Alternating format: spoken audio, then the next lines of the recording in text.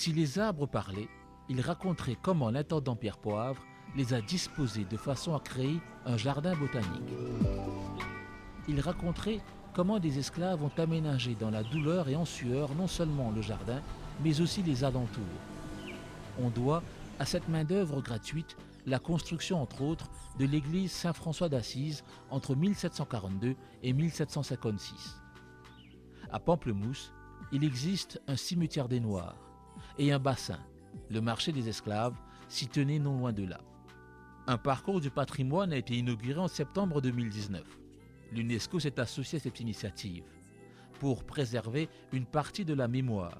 Le parcours a été symboliquement ouvert en marge de la conférence sur les enjeux et les défis de la représentation de l'esclavage dans les musées. Ce projet aboutit après un long travail. La région de Pamplemousse peut vivre un événement très symbolique, très fort. Il y a ce label qui peut conférer à travers l'UNESCO d'un parcours consacré à l'esclavage. C'est une façon de mettre en lumière différents éléments qui ont un trait, qui ont une relation forte avec l'esclavage.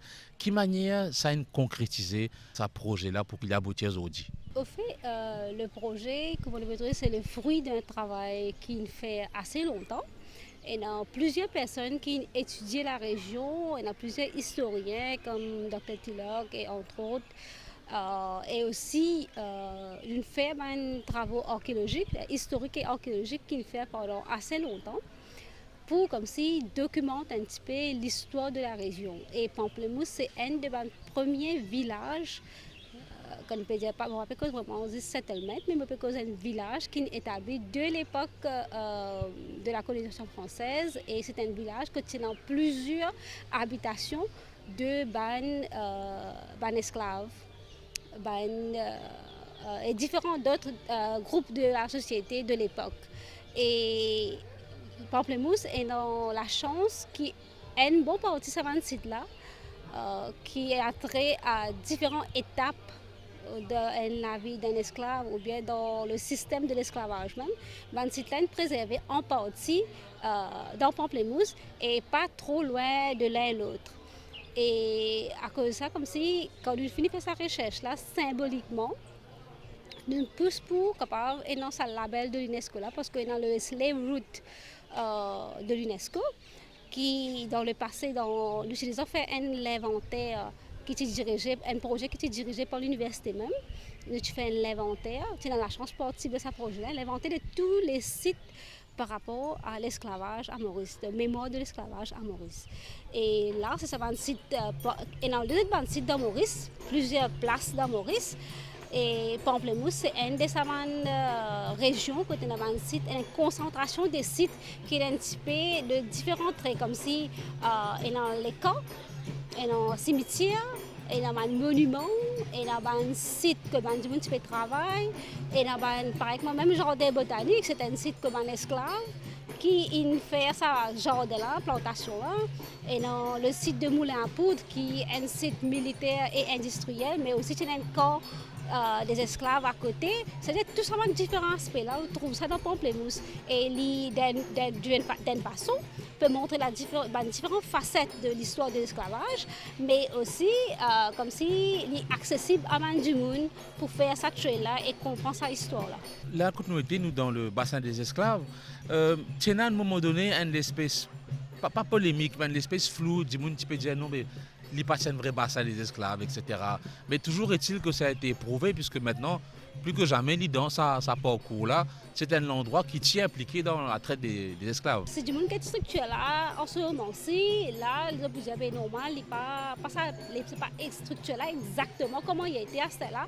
Il ne passe pas mal d'étapes de changement.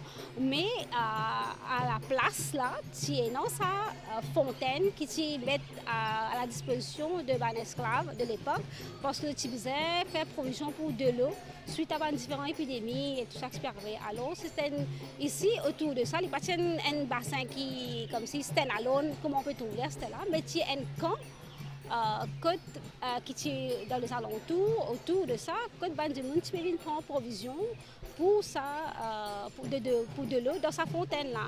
Mais avec les temps, les Anglais, tout ça, ils ont modifié le bassin, il fallait une fontaine un petit peu plus appréciable, tout ça, parce qu'il arrive à différentes étapes de l'histoire, les autres couches de l'histoire qu'il a ajoutées avec.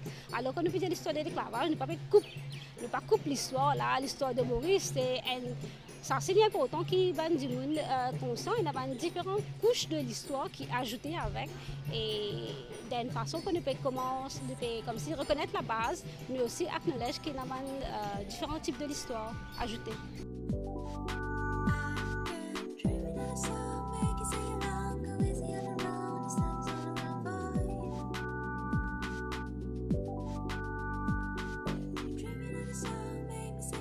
We have a strong link between Mauritius and Mozambique about slavery, obviously, from a settlement perspective.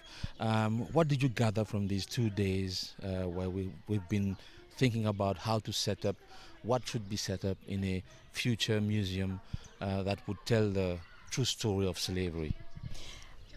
This is actually the stage that comes after many years.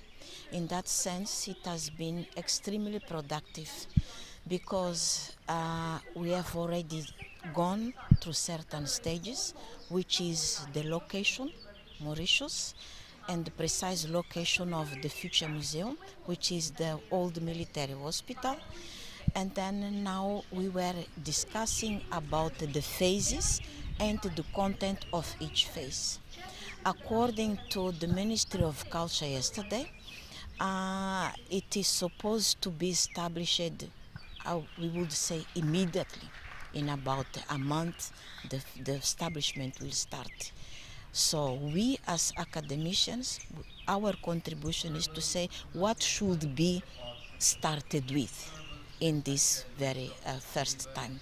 Being an intercontinental museum, it's not just about the history of Mauritius. So countries like Mozambique in first place, which is where most slaves used to come from, and countries like Madagascar, from other islands of the Indian Ocean.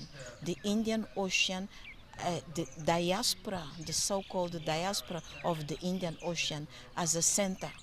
This is what we have been discussing for a long time, but these days there are many aspects like the whole influence of the media, and the whole importance of the digitalization, the whole importance of using digital ways to allow more efficiency to represent memories and what happened in terms of slave trade. Not just what happened, what is the cultural legacy that needs to be worked on so that the future generations will benefit from this. And I guess that we do have in your country, in our country, elsewhere also, enough material, enough artifacts, enough items that could be displayed somehow.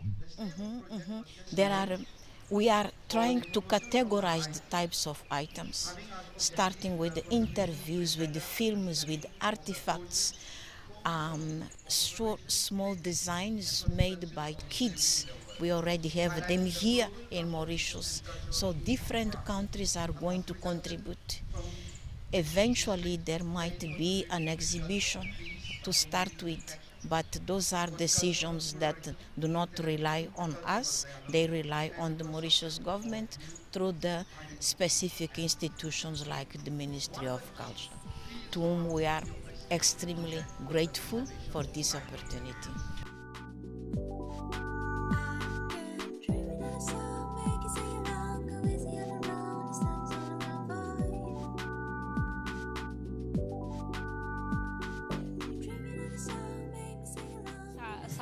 Workshop qui tenait là, c'est vraiment comme si enriching et fascinant pour nous parce que nous avons l'occasion d'écouter différents monde qui sont vraiment impliqués dans la création de musée un petit peu partout dans le monde.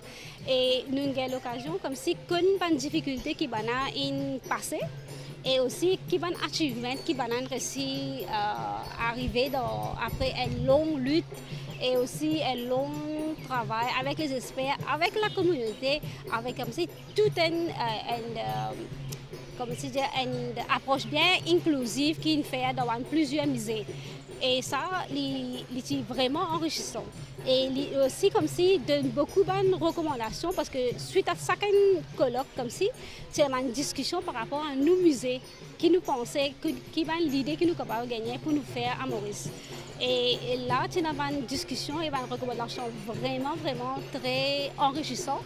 Et franchement, on est impliqué dans ce sujet de musée là depuis quelques années avec un expert et aussi avec pour NHF. Mais il y a des choses qui ne m'ont même pas pensé, une facette qui parfois nous échappe nous. Mais ça, workshop là, il expose nous à différentes facettes. Et je pense vraiment un grand plus. Et moi, j'espère que une recommandation qu'il fait pour le workshop pour take into consideration. Une affaire qui est bien striking pour moi dans ce workshop là, qui est tout me cause une stress upon it. The truth, dire la vérité. Mais il est important comment présente la vérité. Inclusiveness, community involvement et aussi it's not a blaming game. C'est un musée pour Maurice, pour l'histoire Maurice et intercontinental qui veut dire aussi les autres continents, les autres régions qui passent un petit peu par ça l'histoire là, qui d'une façon ou d'une autre influence l'histoire Maurice qui besoin être partie de ce musée là. Et je pense que nous avons assez de bagages et assez nous besoin comme si mettre toute la tête ensemble pour travailler en avant pour le musée. This museum, it's actually another phase of the Truth and Justice Commission. This is the true way of reconciliation, specifically for Mauritius. The way we look at it, for Mauritius, this is going to be the way of reconciliation because it's not going to be to pick up the wounds, to pick up the sorrows, to remember the sorrows. On the contrary, it is going to be a way of look forward, of construct the future, and not forgetting these wounds, but the way to construct a good and better future. This is the way it is. And also reconciliation with the history of the Indian Ocean, okay? Because slave trade is something very, very hard to deal with. And if you expose without talking, you are talking while you are exposing. And this is what everybody needs, especially the people from Mauritius. À l'Université de Maurice se tenait les 13 et 14 septembre un colloque sur les enjeux et les défis de la représentation de l'esclavage dans les musées. Une quinzaine de chercheurs ont partagé leur vue. Comment raconter l'esclavage? L'expression culturelle dans les musées. Le rôle de l'historien face à la muséographie de l'esclavage. Je suis Clara Boyer-Rossol, je suis historienne. Je suis chercheure postdoctorante à l'École pratique des hautes études de Paris. Et je suis spécialisée plutôt sur Madagascar. J'ai fait ma thèse sur les Makua ou descendants de captifs africains à Madagascar. Mais je travaille de plus en plus donc, sur les connexions entre Madagascar, les Mascareignes, et en particulier Maurice, dans le contexte du XIXe siècle. Et comment êtes-vous tombé sur cette mine, ces trésors? Vous avez présenté quelques photographies prises à Blois dans un grenier qui montraient des esclaves photographiés où on en a fait des sculptures, notamment à Maurice. Comment êtes-vous tombé là-dessus? Oui, alors déjà il ne s'agissait pas d'esclaves en fait, mais effectivement d'anciens captifs déportés donc de force de l'Afrique orientale, plus spécifiquement de l'actuel Mozambique, vers les Mascareignes, la Réunion et surtout Maurice, au début du XIXe siècle. En fait, au milieu des années 1840, en 1845-1846, Eugène de Froberville, donc, qui était issu d'une grande famille aristocratique française implantée depuis la fin du XVIIIe siècle à l'île Maurice, retourne à Maurice où il était né, et donc dans ces années 1840, et il va mener une étude sur les peuples issus de l'Afrique orientale à l'île Maurice. C'est un lettré, un savant. Il est à l'époque membre de différentes sociétés savantes à Paris, etc. Et alors il a accès évidemment à Maurice, puisque sa famille était des propriétaires ou alliés à d'autres propriétaires.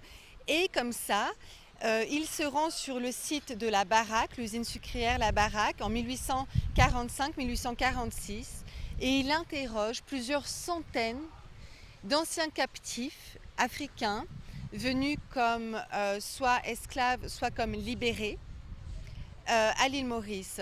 Et il fait une enquête ethnographique assez remarquable pour l'époque, puisqu'il récolte auprès d'eux énormément de données linguistiques, géographiques, ethnographiques. Il recueille des récits de vie, des témoignages, de la musique.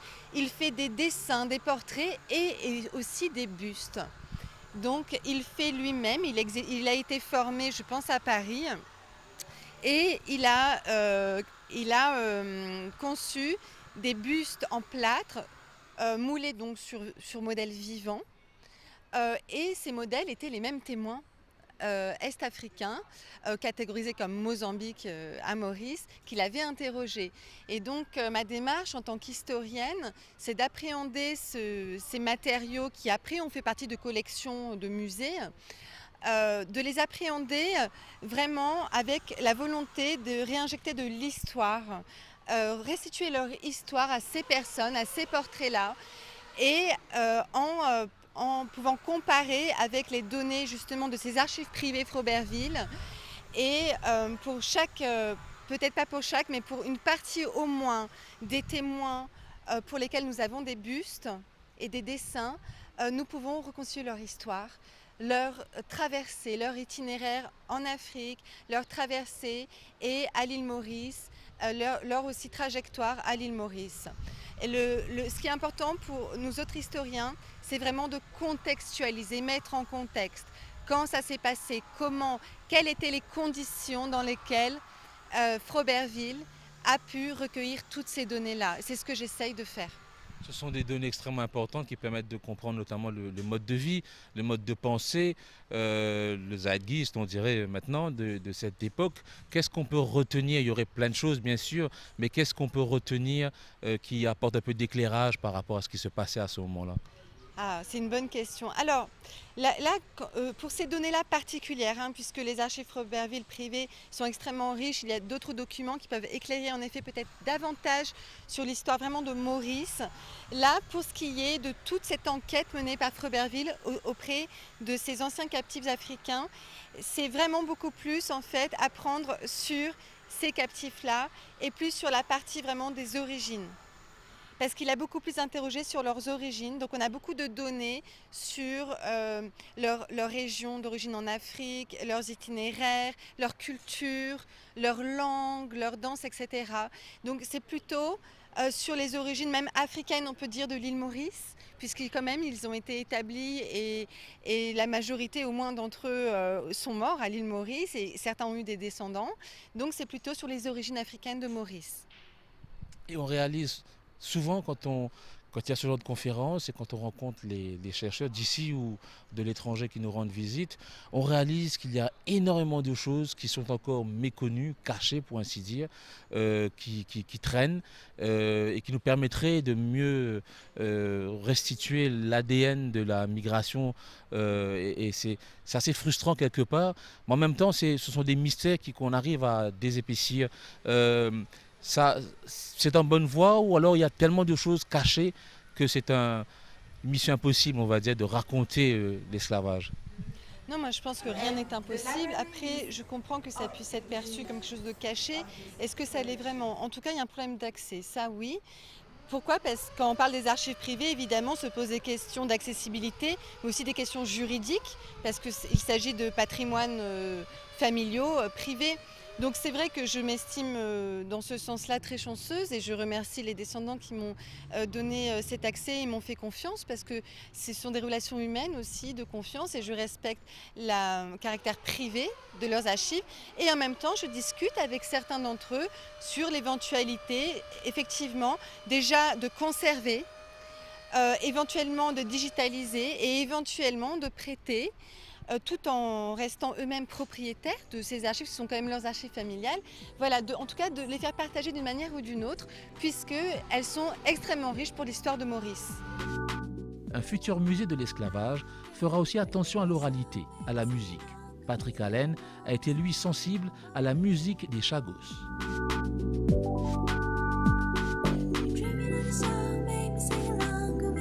You were teaching music and you came across kids from the Chagos Islands and you realized they were very good musicians. Is that it? That's it. They started arriving in Crawley, which is in the south of England, between 2002 and 2010. And when they'd arrived in fairly large numbers in 2009, I had a group in one class who revealed some extraordinary musical talent. I then explored further and found that this talent for music and dance was spread right through the community. It was a rich seam of musical culture that I came across, and skills as well, very high musical skills. And the engagement with these musical skills meant that the students became more engaged with school and with learning, and the school became more committed to helping those young people. It was a very good bridge for the young people to education.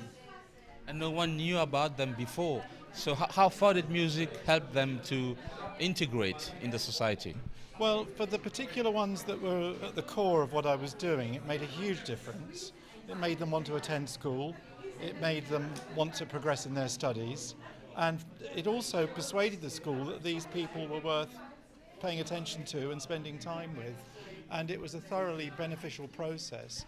There was something very powerful and immediate and strong about the music that they played and sang, and it went straight to people's hearts, and it reduced a number of tensions which had developed in the school prior to that. So it was a magical experience for me.